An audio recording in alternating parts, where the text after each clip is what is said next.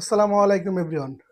মুশফিকুর রহিম ইতিমধ্যে তার ১৭তম টেস্ট ম্যাচটি খেলতেছেন এবং ১৭তম টেস্ট ম্যাচটি অসাধারণ খেলছেন মুশফিক।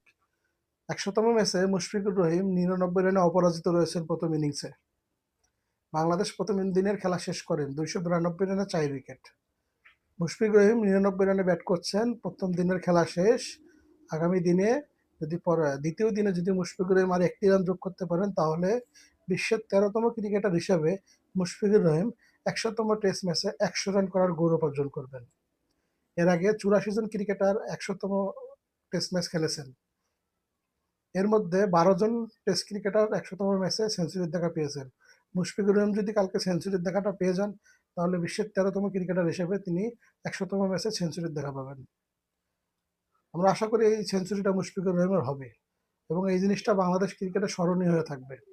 আয়ারল্যান্ডের বিপক্ষে ঢাকা টেস্টে নাজমুল হোসেন শান্ত সকালে টসে জিতে ব্যাটিং করার সিদ্ধান্ত নেয়। ব্যাট করতে নেমে ওপেনিং জুটিতে ৫০ রান প্লাস হওয়ার পরে সাদমান ইসলাম ৩৫ রানে আউট হয়ে যায়। এরপরেই ২-১ ওভার পরেই মাহমুদুল হাসান জয় ৩৪ রানে আউট হয়ে যায়। ক্যাপ্টেন শান্ত ব্যাটিংয়ে নেমে কিছুক্ষণ থাকার পরে একটা ৬ মারে, ৬ মারার পর পরের বলেই নাজমুল হাসান শান্ত আউট হয়ে যায়। এরপরে মুশফিক এবং মমিনুলের পার্টনারশিপে বাংলাদেশ একটা ভালো পর্যায়ে চলে যায়।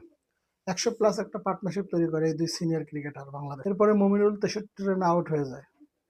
তারপরে মুশফিকুর রহিম তার নিজের কাজটা চালিয়ে যান।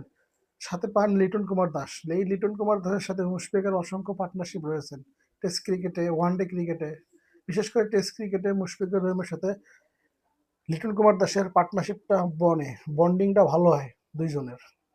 তো দেখা যাক শেষ পর্যন্ত। ইতিমধ্যে তারা দুজন অনেক রানের ৯০ না ১০০ রানের মতো পার্টনারশিপ করে ফেলেছেন। লিটন ৪৭-এ রয়েছেন এবং অপরদিকে মুশফিকুর রহিম রয়েছে ৯৯, আর একটি রান হলে সেঞ্চুরির দেখা পাবেন। সব মিলিয়ে প্রথম দিনে বাংলাদেশ ভালোই ফাইট করেছে, যদিও প্রথম দিকে একটু উইকেট পড়ে গিয়েছিল ২-৩টা। এই জিনিসটা কাম ব্যাক করেছেন বাংলাদেশ মমিনুল, মুশফিক অথবা লিটন কুমার দাসের কারণে। ধন্যবাদ। কমেন্ট বক্সে আপনাদের মতামত জানতে চাই।